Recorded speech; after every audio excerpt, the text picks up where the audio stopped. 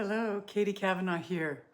It is my honor to speak again with you, my beautiful friends of Unity Community, on Sunday, the 25th of May. I'll be sharing with you thoughts about inspiration. I'm inspired by the unwavering resilience of the human spirit, especially in those who dare to heal, to witness the turning inward, to face our wounds with compassion and our stories with courage, is to witness the sacred alchemy of transformation. Inspiration, for me, is not a fleeting feeling.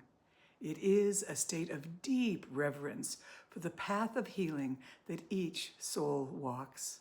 When we choose to heal, we're not only liberating ourselves, but we are rippling freedom across generations. So blessings to you, and I will see you on the 25th of May.